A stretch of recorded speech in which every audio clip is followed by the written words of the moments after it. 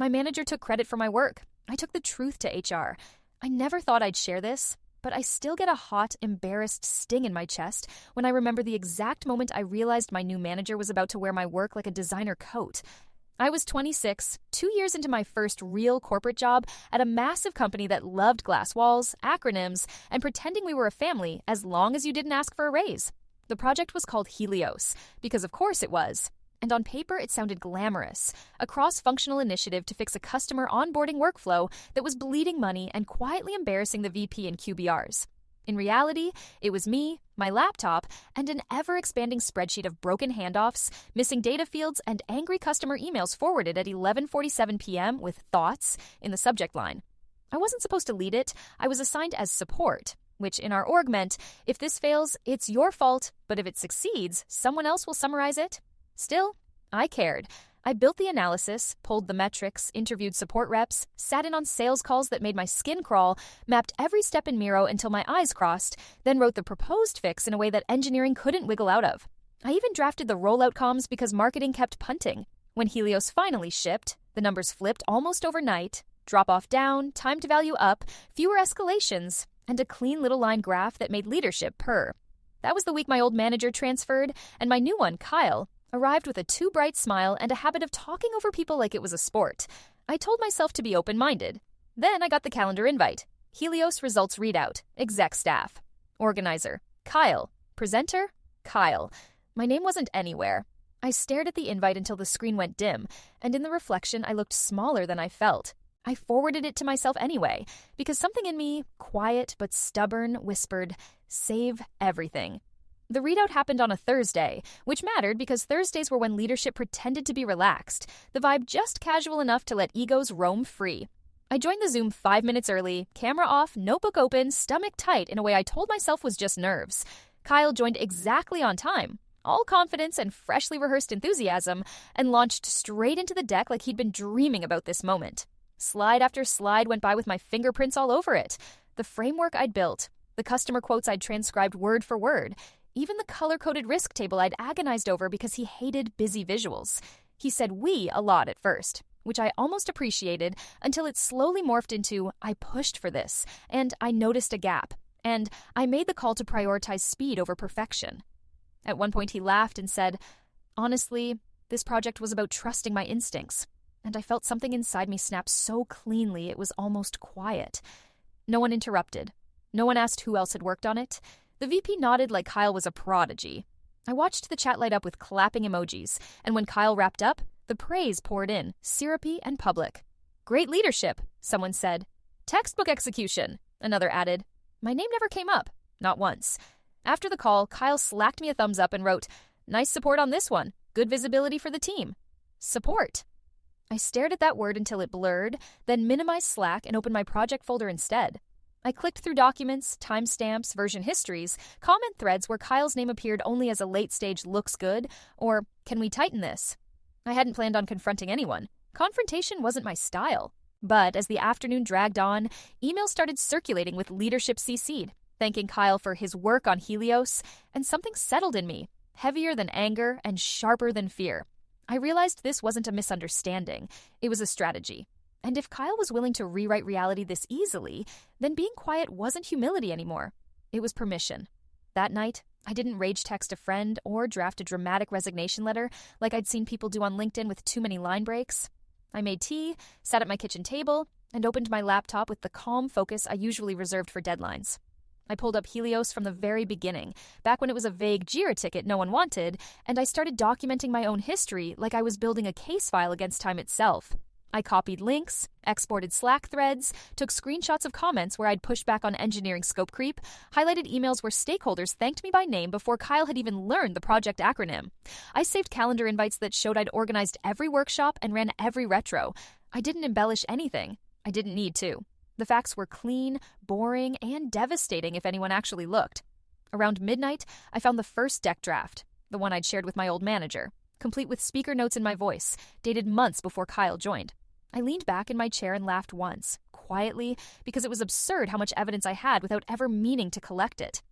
The next morning, Kyle scheduled a one-on-one, cheerful as ever, and opened by saying leadership was really impressed and that this project reflected well on his ability to develop talent. I waited until he finished, then asked evenly, "Can you help me understand how my role was represented in the raid-out?" He blinked, then smiled tighter and said, "Well, as your manager, it's my job to synthesize team efforts." Team efforts. Singular team, plural efforts, none with a name attached. When I followed up with specifics, slides I'd authored, analyses I'd owned, his tone cooled. He suggested I was being sensitive, that visibility came with seniority, that I should trust him to advocate for me in the right rooms. That was when I realized he wasn't worried. He assumed I'd swallow it like so many people before me had. I nodded, thanked him for the feedback, and ended the call politely. Then I opened a new email, addressed it to HR and the VP from the readout, and left it unsent while my cursor blinked patiently, waiting for me to decide what kind of person I was going to be next. I rewrote that email about 12 times, not because I didn't know what I wanted to say, but because I knew exactly how corporate language could turn truth into tone. The first version sounded emotional, and I could already hear someone saying, "Let's focus on perceptions." The second version sounded like a lawsuit, and I didn't want to be branded as difficult. So I drafted it the way I wrote project docs: crisp, factual, impossible to dismiss without looking negligent. I titled it Helios Project Attribution, Documentation, and in the body I outlined 3 things: the project timeline, my deliverables, and the mismatch between actual ownership and how it had been presented in the executive readout.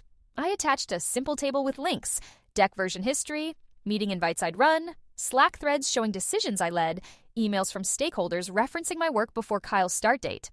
I included one sentence that felt like swallowing glass. I'm requesting a correction to the project attribution and clarity on how performance credit is assigned in our org. I hit send before my courage had time to evaporate. Within 20 minutes, HR replied with a meeting invite for that afternoon and the kind of soothing line that always makes your pulse spike. We take concerns like this seriously. The VP's assistant added me to a follow-up thread asking, "Can you join a brief sync tomorrow?" Kyle didn't ping me at all, which was almost worse than if he'd gotten angry. It was like he was confident the machine would protect him. When the HR meeting started, the rep, Heather, perfectly neutral, perfectly groomed, asked me to explain what prompted this outreach. I stuck to my prepared points, voice steady, screen sharing the version history like I was walking someone through a bug. Heather nodded, asked clarifying questions, and never once reacted in a way that revealed what she was thinking. The closest she came to emotion was when she said, "Just to confirm, Kyle joined your team after the project was already in flight?" And I answered, "Yes, he inherited it in the final quarter." At the end, she said, "I appreciate your thoroughness." And that tiny validation nearly made me cry, because it was the first time all week someone acknowledged the work at all. After the call, I went back to my normal tasks, pretending my hands weren't shaking. Then, late that evening, Kyle finally messaged, "Heard you looped in HR, that wasn't necessary. Let's talk tomorrow." No emoji, no warmth, just a thinly veiled warning. I stared at it, then opened my saved screenshots again, because if he wanted to talk, I was done walking into rooms empty-handed. The next morning, Kyle called me before my first meeting, like he couldn't stand to let the day start without trying to yank the narrative back into his hands. I answered with my face carefully neutral, the same face I used in meetings when someone proposed something stupid and I needed to look collaborative. He didn't bother with small talk. "So," he said, voice light but edged, "I'm hearing you felt excluded from the Helios recognition." Excluded. Like it was a seating chart issue. I told him calmly that I felt misrepresented and that the readout credited decisions and work he hadn't done. There was a pause, then he sighed like I was exhausting him. "Your early career," he said. "And this is how orgs work. Leaders present outcomes. It doesn't mean you didn't contribute." Contribute. He'd gone from support to contribute, as if he was being generous. I said, "Kyle, you said I throughout the readout and answered questions as if you'd led the project. That's not accurate." His tone snapped into something sharper. "Do you know how this makes me look?" he asked, incredulous, like my primary job was protecting his reputation. "HR is going to blow this up into a whole thing." Then he tried the classic pivot. "Let's align. I can give you a shout-out next time. I'll mention you in the next staff email. We can make sure you get visibility." It was a negotiation framed as mentorship, and it made my skin crawl because he still believed I was bargaining for crumbs instead of truth. I told him I wasn't asking for a shout-out. I was asking for correct attribution and clarity on performance credit. He went quiet again, and when he spoke, it was colder. "Be careful," he said, "about burning bridges. People remember." I almost laughed because he'd said the quiet part out loud. There would be consequences if I insisted on reality. I ended the call politely, then sat staring at my desktop for a full minute, listening to my heartbeat. After that, something shifted. The fear didn't vanish, but it got organized, like a messy desk finally cleared. I opened my calendar and accepted every meeting invite HR and the VP's office sent. I printed my documentation packet, yes, on actual paper, because I wanted a physical anchor in case someone tried to gaslight me in real time. And I texted my best friend one line. If I get fired, it's because I told the truth. She replied instantly, "Good. Now we find you a better job." I didn't want a better job. Not yet. I wanted my work back. The VP meeting happened the following afternoon, and I walked into it with a calm I didn't feel, but had learned to perform over years of being the youngest woman in too many rooms. The VP joined first, pleasant and distracted, then Heather from HR, then finally Kyle, who smiled at me like nothing was wrong, like we were colleagues united by shared goals instead of opposing truths. The VP asked me to walk through my concerns, and I did, methodically, pulling up the timeline and sharing my screen with the same deck Kyle had presented. Except this time, I clicked into version history, comments, and notes that bore my name and date stretching back months. I watched Kyle's face carefully, not for guilt, but for calculation. And there it was, the slight tightening around his eyes as he realized this wasn't a he said, she said situation. This was a receipts situation. Heather asked clarifying questions again, this time sharper, and the VP leaned forward when I showed the draft deck from before Kyle's start date. "So," he said slowly, "you were effectively the project lead." I said I hadn't been given the title, but yes, I owned the work end to end. Kyle jumped in then, talking fast, reframing, saying he'd coached and guided and provided strategic direction. Words that floated above the evidence without ever touching it. The VP nodded politely, then asked him a question that felt like a trapdoor opening beneath the room. "Can you point to decisions you made that materially changed the outcome?" Kyle hesitated. Just a beat too long. He mentioned prioritization, but when pressed, he couldn't name specifics without circling back to things I documented. The air shifted. It wasn't dramatic, but it was unmistakable, like when a meeting stops being collaborative and starts being evaluative. The VP thanked me for my transparency and said they'd follow up. Kyle logged off quickly after that, citing another meeting, and the silence he left behind felt heavy. When the call ended, I closed my laptop and sat very still, because part of me was bracing for fallout and another part was daring to hope. That night, I slept deeply for the first time in weeks, the kind of sleep where your body finally believes you did what you could. The next morning, my calendar was suddenly clear of Kyle's recurring check-ins, and a new invite appeared instead. HR follow-up, confidential. I took a breath, squared my shoulders, and accepted, knowing that whatever happened next, the story was no longer just his to tell. The HR follow-up call was shorter than I expected, which somehow made it more ominous, like when a doctor walks in with a chart already closed. Heather thanked me again for my documentation and said the company had completed an internal review regarding Helios project attribution and management conduct. She spoke carefully, choosing words that sounded neutral but carried weight if you knew how to listen. She confirmed that my role had been significantly underrepresented and that leadership had identified inconsistencies in how Kyle described his involvement across forums. She didn't say his name much after that, like he was already being edged out of the narrative. Then she said, "As a result, Kyle is no longer with the company." I felt my breath catch, not in triumph, but in disbelief, because some part of me had assumed the system would protect him anyway. Heather went on, explaining that his departure was effective immediately and that the company would be issuing a corrected communication to leadership clarifying project ownership. She asked how I was feeling, the kind of HR question that's more about liability than empathy. But I answered honestly anyway, relieved, shaken, proud, and still processing. At the end of the call, she mentioned there would be a separate conversation about recognizing my contributions appropriately. After we hung up, I sat at my desk staring at the wall, listening to the muffled sounds of my neighbors going about their normal lives, and it felt surreal that something so big had happened so quietly. Later that day, an email went out from the VP, succinct and professional, crediting me by name as the primary driver of Helios and thanking me for my leadership. My Slack lit up with messages from coworkers who suddenly remembered I existed, some congratulatory, some awkward, a few apologetic in that vague way people get when they realize they might have been complicit by staying silent. I replied politely, but kept my responses brief. I wasn't interested in a victory lap. What surprised me most was the absence of Kyle. No dramatic goodbye, no LinkedIn post about exciting new chapters. just an empty space where his authority used to sit. That night, I went for a long walk, the air cool and steady, and for the first time since Helios started, I wasn't carrying it with me.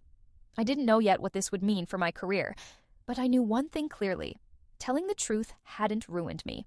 It had cleared the room. The week after Kyle vanished was a weird kind of calm, like the office had collectively decided to tiptoe around the fact that a manager had been removed like a bad line of code. People acted like it was normal for someone's name to simply stop appearing on invites, for their Slack profile to turn into a gray silhouette, for their office badge to become a story nobody wanted to repeat out loud. My skip level, Raj, the director who'd been on the readout, scheduled time with me, and I expected a corporate pat on the head and a gentle, "Let's move forward." Instead, he opened with, "I owe you an apology." He said he'd assumed Kyle's presentation meant Kyle had led, because that's what managers do, and he admitted he hadn't done the basic due diligence of asking who built the thing. He told me my documentation made it impossible to ignore, and that the situation had triggered a broader review of Kyle's behavior across his short tenure. I didn't ask for details, but Raj volunteered that I wasn't the first person to raise concerns, just the first one to bring airtight proof. That landed in my stomach like a stone, because it meant there were other people who'd swallowed smaller versions of what I'd refused to. Raj then said, "We're correcting your performance record immediately," and shared his screen to show my internal profile, project ownership, impact metrics, and a formal note about Helios leadership. It felt strange seeing my work translated into company-approved language, as if it only became real once it was formatted correctly. Then, he surprised me again. "We want you to present Helios yourself at next month's Ops Summit." My first instinct was panic. Public speaking, leadership audience, the very stage Kyle had used as a spotlight. But underneath the panic was a flicker of something steadier. I said yes. After the call, HR sent a separate email outlining recognition steps, which included a spot bonus and an accelerated promotion review. The numbers weren't listed yet, but the tone was suddenly deferential, like the company had realized I wasn't just a resource, I was an asset they'd almost mishandled publicly. Friends told me to enjoy it, to feel vindicated, but the truth was more complicated. I was proud, yes, but also exhausted by the fact that I'd needed a binder of evidence just to be seen. And in quiet moments, I kept thinking about those people Raj mentioned. Others who'd complained without receipts, whose truth hadn't been believed because it wasn't packaged properly. That thought made my pride feel less like a trophy and more like a responsibility. By the time Ops Summit prep started, the story inside the company had already begun to morph into something cleaner and more flattering than reality, like it always does. It wasn't, "A manager stole credit and got caught." It was, "We value integrity, we listen, we're committed to recognizing impact." I learned quickly that corporate accountability comes with branding. Raj paired me with a comms partner who wanted to polish the narrative, which mostly meant smoothing out the parts where I'd been ignored until I forced the issue. She suggested wording like, "I partnered with my manager," and I smiled politely and said, "I didn't," then watched her blink like she wasn't used to someone refusing the script. My deck stayed factual. The problem, the constraints, the changes, the results. I included a timeline slide with dates, because I was done letting anyone treat my work like it appeared out of nowhere. In parallel, the recognition conversation got real.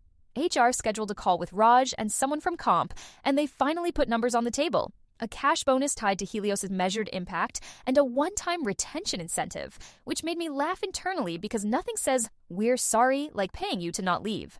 The bonus was bigger than anything I'd ever received. 5 figures, the kind that makes you reread the email to make sure you didn't hallucinate a zero. I felt a rush of relief and then a weird wave of anger, because it was proof the company knew Helios mattered financially, which meant they'd been fine letting Kyle claim it because it benefited them either way. Still, I accepted it because moral purity doesn't pay rent, and I'd earned every cent twice over. The day the money hit my account, I sat in my car in the parking garage and cried, not because I was overwhelmed by gratitude, but because it felt like closure on a chapter where I'd been quietly doubting myself for months.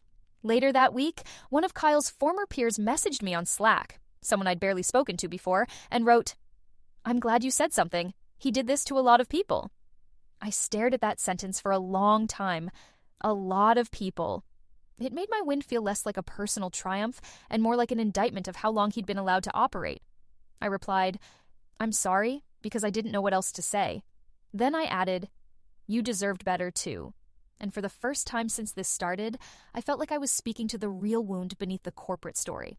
Not my bonus, not his firing, but the quiet culture that taught us to accept being erased as the cost of staying employed. Ops Summit was held in a windowless auditorium that smelled faintly like coffee and ambition, and I stood backstage with my laptop open, palms damp, repeating my first sentence in my head so I wouldn't default to apologizing for taking up space. The irony wasn't lost on me. Kyle had used this exact kind of forum to build a personal brand, and here I was, genuinely terrified to speak about work I'd actually done. Raj introduced me with a level of enthusiasm that felt like damage control wrapped in praise, calling Helios a model of ownership and execution. Then he said my name clearly, twice, like he was underlining it. When I stepped up, the room was a sea of lanyards and half-attentive faces, but I focused on the first slide and started where I always started, with the problem and the data. I talked through the onboarding drop-off rate, the handoff failures, the support backlog, and the fact that customers were churning before they even reached value. I showed the before and after metrics and watched heads tilt, fingers pause over keyboards. The numbers did what I'd been doing alone for months. They made people listen. Halfway through, someone from finance asked how we'd quantified impact, and I answered without blinking because I'd built the model myself. Someone from sales asked what the biggest stakeholder risk was, and I told them plainly, misaligned incentives and unclear ownership. That last phrase hung in the air a little longer than my other bullets, and a few people exchanged looks. I didn't mention Kyle. I didn't need to. By the time I reached the final slide, the room had shifted from polite attention to genuine engagement, and I felt a strange steadiness settle in my chest, like I'd finally stepped into the shape of my own work instead of orbiting around someone else's. Afterward, people approached me with the kind of respectful curiosity I'd always watched others receive. A senior director asked if I'd be open to consulting on a similar initiative. An engineering lead thanked me for making the requirements painfully clear, which was basically a love letter in their language. When I got back to my seat, Raj leaned over and said quietly, "This is what it should have looked like from the beginning." I nodded, but inside I thought, it wouldn't have, unless I'd forced it.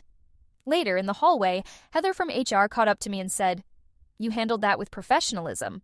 I smiled politely, then walked away, because I'd learned something important.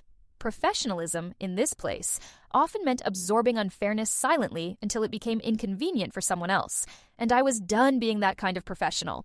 The weeks after Ops Summit were the kind of busy that looks flattering on paper and feels like drowning in real life. Suddenly my calendar was packed with quick chats from people who'd never noticed me before, and I had to practice saying, "I'd love to help, but I'm at capacity," without adding a smiley face to soften it. Raj formalized my new scope, which was basically, keep doing what you did, but now everyone knows you can do it. And for a minute, I let myself enjoy the momentum. Then the weirdest part happened. I started getting little echoes of Kyle's voice in other people. A senior manager suggested we align messaging before I presented anything, meaning don't surprise leadership with facts they didn't approve. Someone in comms asked me to de-emphasize individual ownership because we want to model collaboration, which sounded noble until you remembered collaboration was only a priority after the credit theft got messy. I realized Kyle hadn't been a lone villain. He'd just been the most blatant expression of a culture that treated women's labor like communal property and men's summaries like leadership. The bonus money sat in my savings account like a silent witness, and sometimes I'd open my bank app just to reassure myself it was real, that I hadn't imagined being valued. In team meetings, people started referencing Helios as your project, and every time they did, I felt a small jolt of satisfaction mixed with wariness, because I knew how fast narratives could flip again if it suited someone. One afternoon, Raj pulled me aside and told me there was an open role on a high-visibility strategy team, a lateral move technically, but with a clear path upward. "You've earned it," he said, and I believed him, but I also heard the subtext, "We want to keep you close where we can point to you as proof we do the right thing." I thought about saying yes immediately, because ambition is its own kind of hunger, but then I remembered those messages from Kyle's former peers, the ones about how he'd done this to a lot of people. I started wondering how many quiet, capable women were still sitting in their apartments at midnight, building documentation packets they shouldn't need. So instead of answering Raj right away, I asked for one thing, a mentoring program for early career employees focused on project ownership and visibility, with explicit guidelines on attribution in exec forums. Raj looked surprised, then thoughtful, like I'd handed him a problem he couldn't solve with a promotion alone. "That's doable," he said cautiously. "Why?" I didn't give him a speech. I just said, "Because I don't want to be the exception." And in that moment, I realized my revenge wasn't Kyle getting fired or me getting paid. It was refusing to let the system quietly reset like nothing happened. The mentoring program moved faster than I expected, which told me two things at once. Leadership wanted the optics, and they were quietly relieved someone else had designed the fix. I helped draft the guidelines, insisting on plain language about attribution, documentation, and who presents what. And every time someone tried to soften a sentence, I pushed it back to clarity. Managers must explicitly name contributors in executive readouts, became my favorite hill to die on. The first cohort launched with barely any fanfare, just a calendar invite and a Slack post, but the response was immediate. People signed up with a kind of hunger that felt familiar, asking questions about how to protect their work without being labeled territorial, how to speak up without being punished for tone. I recognized myself in their messages, a year earlier, smaller and unsure. Meanwhile, the strategy role Raj mentioned stayed open, hovering like a prize I was supposed to chase. But I found myself less interested in titles and more interested in leverage. I started setting boundaries in meetings, saying things like, "I'll take that if ownership is clear," and watching how the room reacted. Some people bristled, some nodded like it was obvious. A few took notes. One afternoon, I ran into Heather from HR in the kitchen, and she said, almost offhandedly, "You've changed the way we handle escalations." I thanked her, but inside I thought about how much personal risk it had taken to make that change visible. The company eventually backfilled Kyle's role, and his replacement introduced herself by saying, "I believe credit should follow effort," which made everyone smile politely, including me, even though I knew beliefs meant nothing without systems. Still, something had shifted.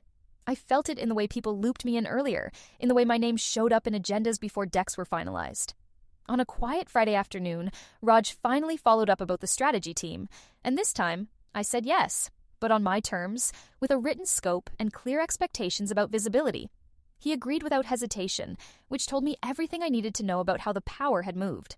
That night, as I shut down my laptop, I realized I wasn't replaying old conversations in my head anymore, wasn't rehearsing arguments that had already happened. The project was over. The fallout had settled. What remained wasn't bitterness or triumph, but a steady sense of self-trust. I knew what I'd built. I knew what it was worth. And no matter where I went next, I knew I wouldn't let anyone else tell that story for me again. Time did what it always does in offices like ours. It smoothed the sharp edges until the story became a reference instead of a wound. New priorities emerged, new acronyms replaced old ones, and Helios turned into a quiet case study buried in an internal wiki that people cited without knowing the blood pressure it once raised. On the strategy team, I found myself in rooms where decisions were made before decks existed, and I learned how much power lived in that early silence. People listened to me now, not because I spoke louder, but because I'd already proven I wouldn't disappear when it mattered. Still, there were moments when the old reflex flared, when someone summarized my point as if it were theirs, or suggested an idea I'd floated weeks earlier, and every time, I felt that familiar tightening in my chest. The difference was that I didn't freeze anymore. I'd say calmly, "Yes, that builds on what I mentioned earlier," or, to add context to the analysis I shared last week, and watch the room recalibrate. It wasn't confrontational, it was precise.